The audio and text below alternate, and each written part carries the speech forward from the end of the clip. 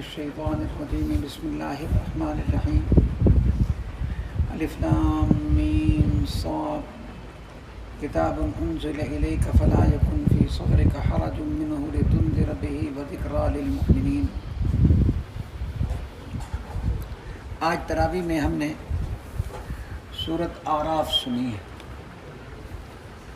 اعراف کا ذکر چونکہ اس کے اندر ہے، اس مناسبت سے اس سورت کا نام سورۃ اعراف ہے۔ اعراف ایک دیوار کا نام ہے۔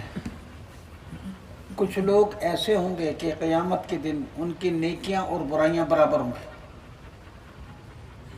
تو ان لوگوں کو جہنم بھی داخل نہیں کیا جائے گا،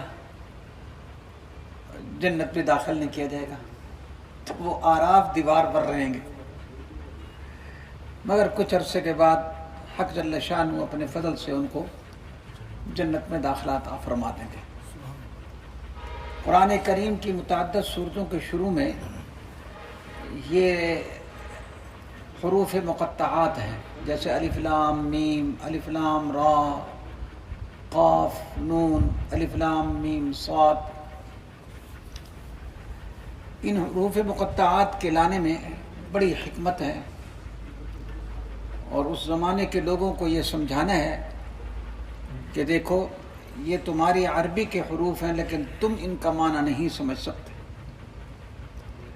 قرآن کریم جب نازل ہوا تو لغت عرب میں نازل ہوا اور فصاحت اور بلاغت کے اعلیٰ معیار پر ہے۔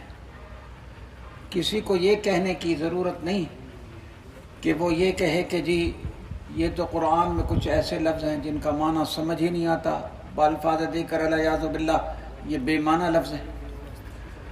تو ہم کہیں گے اگر ایسی بات ہوتی تو سب سے پہلے یہ اعتراض قریش مکہ کرتے، لیکن اگر قریش مکہ نے یہ اعتراض نہیں کیا تو اس کا مطلب یہ ہے کہ ان کا استعمال اس زمانے میں ہوا کرتا تھا۔ اس صورت کے اندر حق جل شانہ نے متعدد انبیاء علیہم الصلاۃ والسلام کا ذکر کیا، اور دوسرے رکوع میں سیدنا حضرت آدم علیہ السلام کی پیدائش کا ذکر کیا، اور شیطان کو جو اللہ نے حکم دیا تھا کہ تو سجدہ کر، اور اس نے سجدے سے انکار کیا تھا، اس کا حکم دیا، اس کا ذکر کیا۔ میں نے آپ کو پہلے بھی یہ بات بتائی ہوئی ہے کہ قرآن پاک کتاب ہدایت و تربیت ہے، کتاب تاریخ نہیں۔ تو اس کے اندر اس قسم کے جو واقعات بیان کیے جاتے ہیں ان کا ایک مقصد ہوا کرتا ہے۔ اب یہاں پر مقصد یہ بتانا ہے کہ غلطی شیطان سے ہوئی۔ غلطی شیطان سے کیوں ہوئی؟ کہ اس نے اپنی نظر جو ہے نا اپنی صلاحیت پر رکھی، اللہ کے امر پر نہیں رکھی۔ حالانکہ اگر وہ اپنی نظر اللہ کے امر پر رکھتا تو ضرور سجدہ کرتا۔ وہ کہتے ہیں نا ایک نقش پاک کے سجدے نے اتنا کیا ذلیل کہ میں کوچہ رقیب میں بھی سر کے بل گیا۔ مجھے کیا کہ آدم کیا ہے، فلاں کیا ہے، محبوب نے حکم دیا ہے میں سجدہ کرتا ہوں، لیکن کم بخت نے ایسے نہیں کیا۔ پھر جب اللہ پاک نے اس کو تنبیہ کی کہ اللہ تسجد اذا امرتک، تو بجائے اس کے کہ وہ معذرت کرتا، معافی مانگتا، اس نے کہا انا خیر منہ، میں اس سے بہتر ہوں، راندہ درگاہ ہو گئی۔ خطا حضرت آدم علیہ السلام سے بھی ہوئی کہ اللہ نے فرمایا کہ ولا تقربا هذه الشجرة، لیکن جب اللہ پاک نے ان کو فرمایا کہ تم کیوں قریب گئے تھے، تو کہا ربنا ظلمنا انفسنا وان لم تغفر لنا وترحمنا لنكونن من الخاسرین۔ تو وہ اللہ کے محبوب اور مقبول بندے بن گئے۔ تو اس میں بتا دیا کہ جو محبوب ہوتا ہے وہ خطا کے بعد معافی مانگ لیا کرتا ہے، اور خطا کے بعد معافی نہ مانگنا یہ مردود ہونے کی نشانی ہے۔ اللہ ہم سب کو مردود ہونے سے محفوظ فرمائے۔ شیطان بڑا عرصہ رہا وہاں پر فرشتوں کے ساتھ، لیکن وقت آنے پر اس کی اصلیت ظاہر ہو گئی، تکبر ظاہر ہو گیا،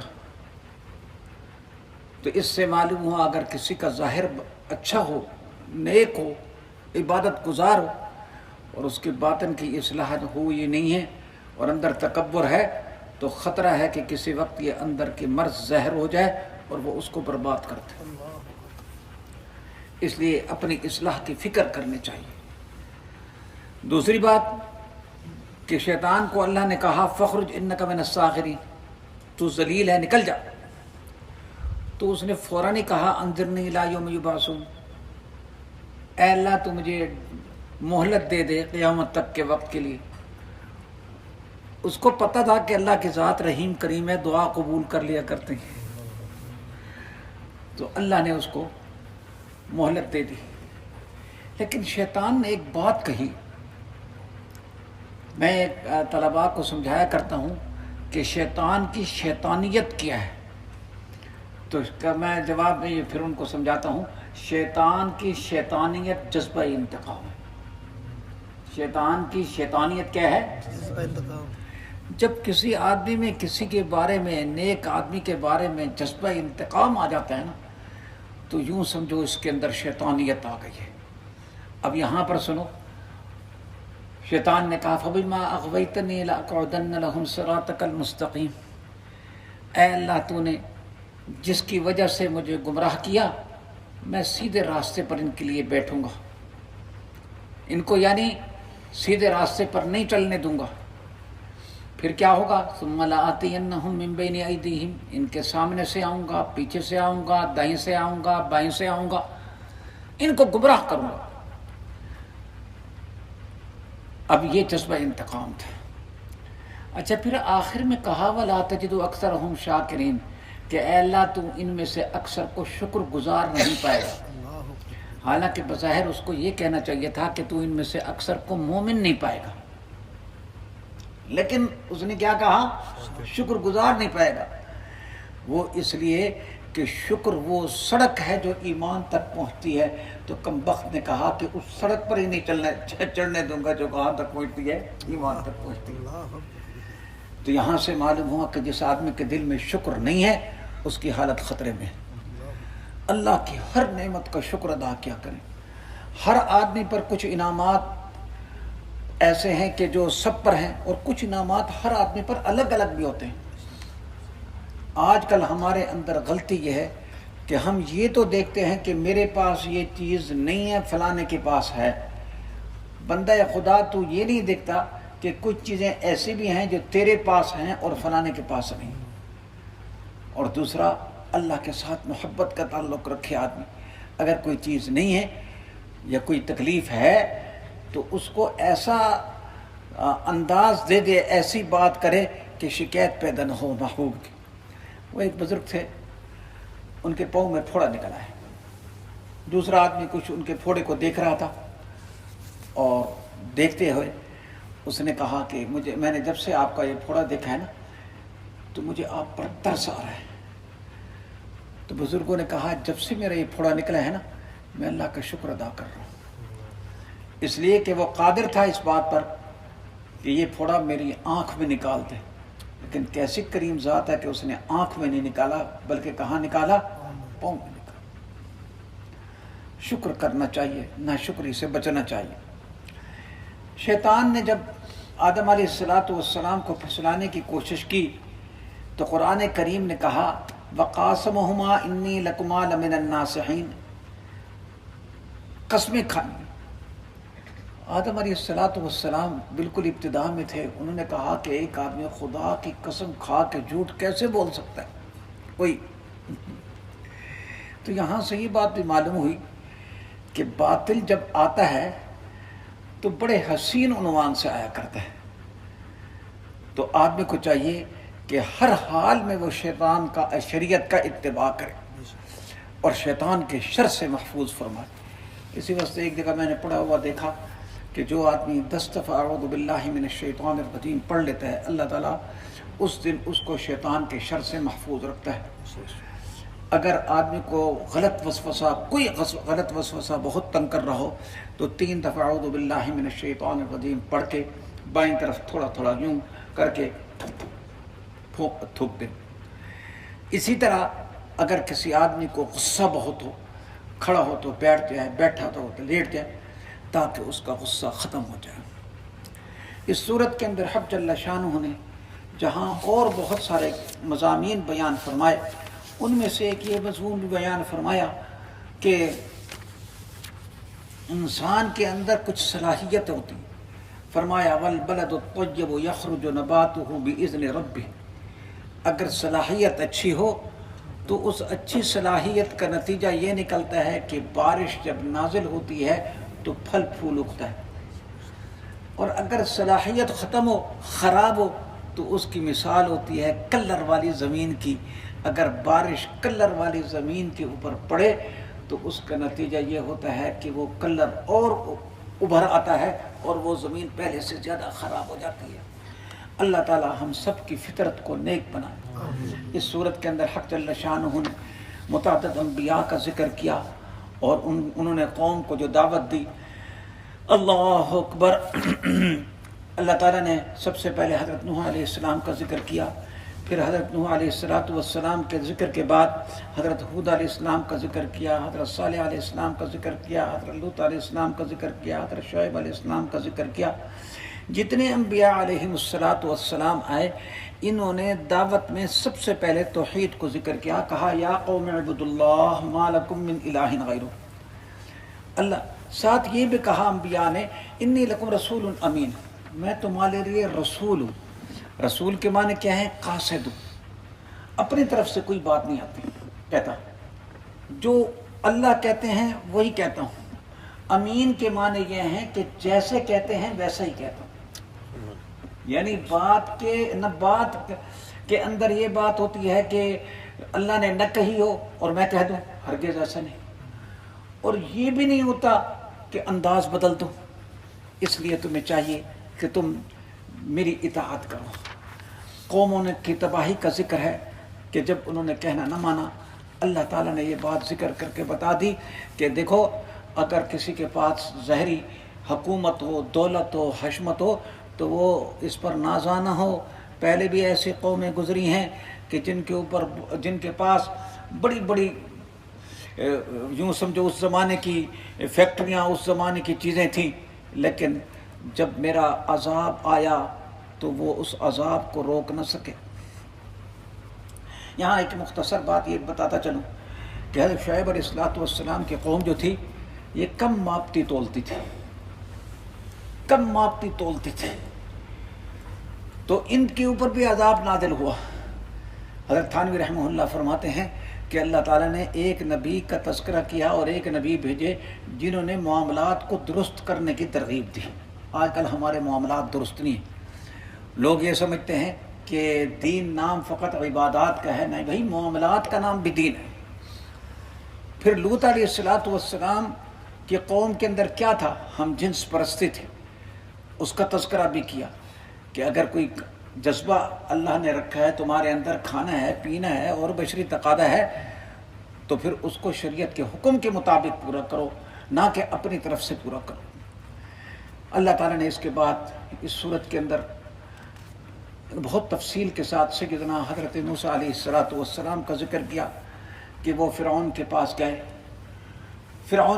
گئے اور وہاں پر اس کو دعوت دی۔ اللہ نے چونکہ ان کو روب بہت دیا تھا، اس واسطے فرعون ان کو کچھ کہہ نہ سکا، مقابلہ کیا، مقابلے کے اندر وہ ہار گیا۔ حضرت موسیٰ علیہ السلام مقابلے کے بعد تقریباً 40 سال رہے مصر میں، اور اس دوران ان کو دعوت دیتے رہے، لیکن وہ نہیں مانے، تو اللہ کی طرف سے مختلف ان کے اوپر کیا آئے؟ عذاب آئے۔ قرآن نے ذکر کیا وَلَقَدْ أَخَذْنَا آلَ فِرْعَوْنَ بِالسِّنِينَ وَنَقْصٍ مِّنَ الثَّمَرَاتِ، قحط سالی آ گئی، پھر فَأَرْسَلْنَا عَلَيْهِمُ الطُّوفَانَ وَالْجَرَادَ وَالْقُمَّلَ وَالضَّفَادِعَ، طوفان آیا، ٹڈیاں آ گئیں، جہاں بیٹھتے وہی ہوتے، اور مینڈک کتنے ہو گئے، ہر جگہ مینڈک، خون۔ اگر بنی اسرائیل کے ایک آدمی کے ہاتھ میں پانی ہے تو وہ پانی ہے، اور اگر وہی پانی کا پیالہ قبطی اپنے ہاتھ میں لے لے تو خون۔ لیکن جب بھی ایسی آزمائش ان پر آتی تو حضرت موسیٰ علیہ السلام کو السلام سے وعدہ کرتے اور کہتے کہ نہیں تو اللہ سے دعا کر. قالوا یا موسیٰ ادع لنا ربک بما عہد عندک لئن کشفت عنا الرجز، اگر آپ نے ہم سے یہ اے اللہ اگر تو نے عذاب کو ہٹا دیا تو ہم مومن ہو جائیں گے اور پھر بنی اسرائیل کو ہم آزاد کر دیں گے. حضرت قاری طیب صاحب رحمۃ اللہ علیہ فرمایا کرتے تھے کہ سب سے پہلی تحریک آزادی جو ہے نا حضرت موسیٰ علیہ السلام نے چلائی تھی، کہ انہوں نے کہا تھا کہ بنی اسرائیل کو آزاد کرو. لیکن نتیجہ کیا ہوا؟ فلما کشفنا، جب ہم ان سے ہٹا دیتے تھے پہلے کی طرح ہو جاتے تھے. پھر اللہ نے ان کو کیا کیا؟ غرق کیا. بنی اسرائیل پرلی طرف پہنچے، میدان تیہ میں وہ ٹھہرے. حضرت موسیٰ علیہ السلام کو اللہ نے بلوایا طور پر، کوہ طور پر، وہاں پر تورات دی. اور یہ سارا تذکرہ اللہ پاک نے یہاں پر اس صورت کے اندر کیا. بنی اسرائیل کی ایک جماعت تھی، وہ ہیلے بہانے بہت کرتے تھے. لمبا واقعہ مختصر یہ ہے کہ اللہ تعالیٰ نے ان کو یہ فرمایا تھا کہ تم سنیچر کے دن عبادت کا دن ہے، کوئی کام نہ کرو. اللہ کی شان کے وہ رہتے تھے سمندر کے کنارے. اب سمندر کے اندر وہ مچھلی کا شکار کیا کرتے تھے. اب جس دن جب ہوتا تھا ہفتے کا دن تو خوب مچھلیاں ہوتی تھیں، دوسرے دنوں میں مچھلیاں نہیں ہوتی تھیں. یہ آزمائش تھی. انہوں نے ہیلے بہانے کیا کیے کہ 7 حوض کھود لیے اور انہوں نے کہا کہ مچھلیاں آئیں گی حوض میں، ہم شکار تو نہیں کرتے، اور وہ پھر ان کا راستہ بند کر دیتے تھے. بنی اسرائیل کی ایک جماعت نے کہا کہ ایسا نہ کرو، اللہ تم پر ناراض ہو جائے گا. مگر ان لوگوں نے اس کو نہ مانا. نتیجہ یہ ہوا کہ وہ لوگ بندر بن گئے، اللہ نے ان کو ذلیل کر دیا. اللہ تعالی ہم سب کو اپنے حکموں پر چلنے کی توفیق نصیب فرمائے. وآخر دعوانا الحمد للہ رب العالمین. مولانا محمد وبارک وسلم علیہ. سبحانک اللہم وبحمدک اشہد ان لا الہ الا انت استغفرک واتوب الیک. اعوذ باللہ من الشیطان الرجیم. بسم اللہ الرحمن الرحیم. وَإِذْ أَخَذَ رَبُّكَ مِنْ بَنِي آدَمَ مِنْ ظُهُورِهِمْ ذُرِّيَّتَهُمْ وَأَشْهَدَهُمْ عَلَىٰ أَنفُسِهِمْ أَلَسْتُ بِرَبِّكُمْ قَالُوا بَلَىٰ شَهِدْنَا أَن تَقُولُوا يَوْمَ الْقِيَامَةِ إِنَّا كُنَّا عَنْ هَٰذَا غَافِلِينَ أَوْ تَقُولُوا إِنَّمَا أَشْرَكَ آبَاؤُنَا مِنْ قَبْلُ وَكُنَّا ذُرِّيَّةً مِنْ بَعْدِهِمْ أَفَتُهْلِكُنَا بِمَا فَعَلَ الْمُبْطِلُونَ. آج ہم نے تراویح میں سورت انفال اور سورت توبہ کا اکثر حصہ سنا، لیکن کل کی تراویح میں جو ہم نے سنا تھا اس کے متعلق میں نے کچھ باتیں عرض کرنی تھیں. سورت آراف کے آخر سے وہ رہ گئی تھیں، آج پہلے وہ ذکر کرتا ہوں. مختصر طور پر سمجھتے جائیں. پہلی بات یہ ہے کہ اللہ تعالیٰ نے ارواح کو پہلے پیدا کیا. ہم سب کی روحیں پہلے پیدا ہوئیں. جسم تو حضرت آدم علیہ السلام سے بعد میں آیا. پھر اللہ پاک نے ان سب کو اپنے سامنے اکٹھا کیا. چھوٹی چھوٹی ارواح تھی اور اللہ نے پھر تجلی ڈالی اور فرمایا الستو بربکم. سب نے کہا بلا، آپ ہمارے رب ہیں. قرآن میں اس کا ذکر ہے کہ تم نے وعدہ کیا تھا، اب کیوں مخالفت کرتے ہو؟ کوئی کہے جی ہمیں تو وہ وعدہ یاد نہیں ہے، تو کہا جائے گا کہ وہ وعدہ پھر انبیاء علیہم السلام کے ذریعے سے تم کو یاد کرا دیا گیا. اس واسطے اس وعدے کی وجہ سے بھی تم پر انبیاء علیہم السلام کی اطاعت ضروری ہے. آگے ایک واقعہ کی طرف اشارہ ہے. حضرت موسیٰ علیہ السلام کے زمانے میں ایک شخص تھا اور روایات کے مطابق اس کا نام بلم باعور تھا. وہ مستجاب الدعوات تھا. لوگوں نے اس سے کہا کہ بھئی حضرت موسیٰ علیہ السلام کے خلاف تو بد دعا کر. اس نے کہا نہیں، وہ تو اللہ کے نبی ہیں، میں تو بد دعا نہیں کرتا. لیکن جب اس کو انہوں نے کچھ لالچ دیا، پیسہ وغیرہ اور چیزیں، تو اس نے پھر یہ حرکت کر لی. اب اللہ کا جو محبوب ہو، اللہ کا نبی ہو، اس کے خلاف بد دعا کرنے کا مطلب تو یہ ہے اپنے آپ کو تباہ کرنا. تو قرآن پاک نے اسی کا ذکر کیا. کہا وَاتْلُ عَلَيْهِمْ نَبَأَ الَّذِي آتَيْنَاهُ آیَاتِنَا، پھر وہ نیکی سے نکل گیا، گمراہ ہو گیا۔ اللہ پاک فرماتے ہیں وَلَوْ شِئْنَا لَرَفَعْنَاهُ بِهَا، اگر ہم چاہتے تو اس کو ہم بلند کر دیتے، یعنی ہدایت کے لیے اٹھا لیتے، لیکن وہ اپنے اختیار سے خود ہی زمین کی طرف یعنی پستی کی طرف، دنیا کی محبت کی طرف جھک گیا۔ تو جب وہ خود ادھر جھک گیا تو اللہ پاک فرماتے ہیں کہ ہم کسی پر زبردستی نہیں کیا کرتے، ہم جب اختیار دیتے ہیں تو چاہتے ہیں کہ انسان اپنے اختیار کو خیر کے لیے استعمال کرے۔ اس میں ہمارے لیے بڑی عبرت ہے کہ کوئی آدمی اپنی موجودہ حالت کے اوپر نازانہ ہو، عالم تھا، مستجاب الدعوات تھا، لیکن ایک ایسی حرکت ہو گئی جس کی وجہ سے تباہ اور ذلیل ہوگی۔ اس واسطے کسی کو پتہ نہیں ہے کچھ بھی۔ ایک واقعہ یاد آیا کہ ایک بزرگ تھے، وہ جا رہے تھے سفر میں، تو وہ شکار گاہ میں پہنچ گئے جو تیمور کی شکار گاہ تھی۔ ان کو پتہ نہیں تھا، ان کے ساتھ اور بھی ساتھی تھے۔ لوگوں نے پکڑ لیا، پکڑ کر ان کو تیمور کے سامنے پیش کیا۔ تیمور نے کہا تم کون ہو، کہاں سے آئے ہو؟ اس نے کہا ہمیں کوئی پتہ نہیں، ہم تو اپنے سفر پر جا رہے تھے، بس ادھر آ گئے۔ تو تیمور کو غصہ آیا، کتا سامنے بیٹھا تھا، تو تیمور نے کہا کہ تیری داڑھی اچھی ہے یا میرے کتے کا پونچھ اچھا ہے؟ تو ان بزرگوں نے کہا کہ اگر میرا خاتمہ ایمان پر ہو گیا تو پھر تو میری داڑھی اچھی ہے، اور اگر خاتمہ ایمان پر نہ ہوا پھر تیرے کتے کی پونچھ اچھی ہے، اس لیے کہ کوئی کتا جہنم میں نہیں جائے گا۔ اس نے کہا ایمان کیا ہوتا ہے؟ پھر اپنے کارندوں کو کہا کہ ان کو ذرا اپنی تحویل میں رکھو، میں فارغ ہو کر اس سے پوچھوں گا۔ شکار سے فارغ ہوا تو ان بزرگوں کو بلایا کہ بھئی ایمان کیا ہوتا ہے؟ تو انہوں نے پھر ایمان کی تشریح کی کہ ایک اللہ ہوتا ہے، اللہ کے اوپر ایمان لانا، ساری ایمانیات بتائیں۔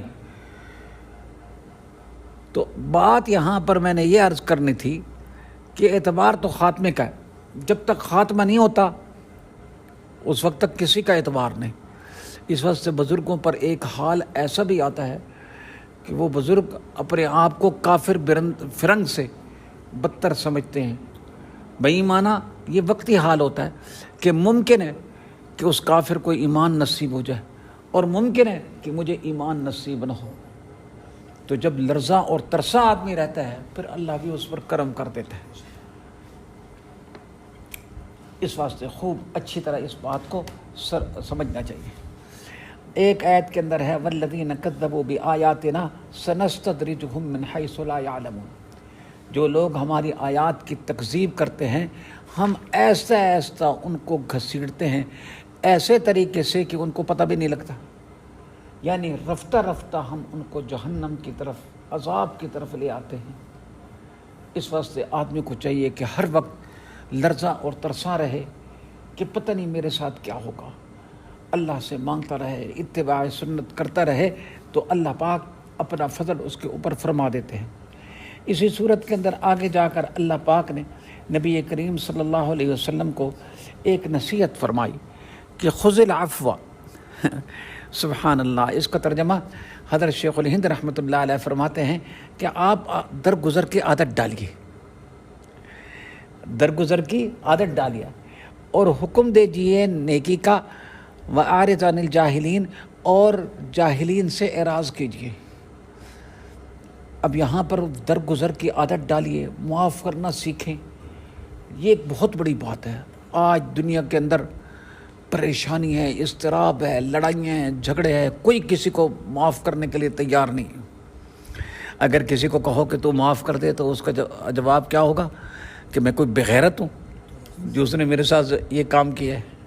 اور بندہ خدا، معاف کرنا بڑا انتقام ہے، تجھے پتہ نہیں، کر دے معاف۔ اگر ہم سارے معاف کرنا سیکھ جائیں تو ماحول کے اندر اطمینان آ جائے، اور دوسری بات یہ ہے کہ ہماری ذہنی ٹینشن بھی ختم ہو جائے۔ دوسری بات قرآن نے کہا وَأْمُرْ بِالْعُرْفِ، اے نبی آپ نیکی کا حکم دیجئے، نیکی کا مشورہ دیجئے۔ اس کا مطلب ہے نہ برائی کا مشورہ دیں نہ انتقام کا مشورہ دیں۔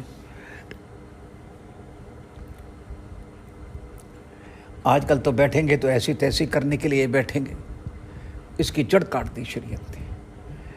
وَأَعْرِضْ عَنِ الْجَاهِلِينَ، اور کہا کہ تو آپ جاہلین سے اعراض کیجئے، یعنی ان کے ساتھ بحث مباحثہ نہ کیجئے۔ دنیا میں آدمی کو ایسے لوگوں سے واسطہ پڑتا ہے تو ان کے ساتھ اثری زبانی چاہتے ہیں متھا نہ مارے، متھا نہ ڈیوے انہوں نے، اپنے کام سے کام رکھو بھائی۔ پھر فرمایا وَإِمَّا يَنزَغَنَّكَ مِنَ الشَّيْطَانِ نَزْغٌ فَاسْتَعِذْ بِاللَّهِ إِنَّهُ سَمِيعٌ عَلِيمٌ، اگر کبھی شیطان وسوسہ ڈالے تو اللہ کی پناہ میں ڈالو۔ اعوذ باللہ من الشیطان الرجیم آدمی پڑھ لے، اس کی برکت سے شیطان کے اثر سے کیا ہو جاتا ہے، آدمی محفوظ ہو جاتا ہے۔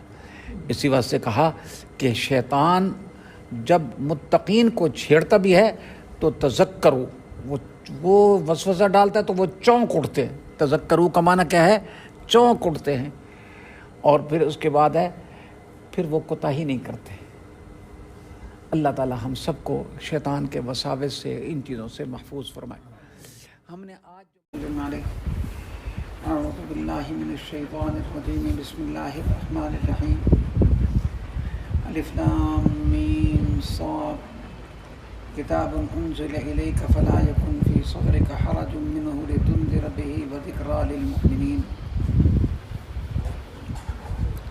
آج تراویح میں ہم نے سورۃ اعراف سنی ہے۔ اعراف کا ذکر چونکہ اس کے اندر ہے، اس مناسبت سے اس سورت کا نام سورۃ اعراف ہے۔ اعراف ایک دیوار کا نام ہے۔ کچھ لوگ ایسے ہوں گے کہ قیامت کے دن ان کی نیکیاں اور برائیاں برابر ہوں گی، تو ان لوگوں کو جہنم بھی داخل نہیں کیا جائے گا، جنت بھی داخل نہیں کیا جائے گا، تو وہ اعراف دیوار پر رہے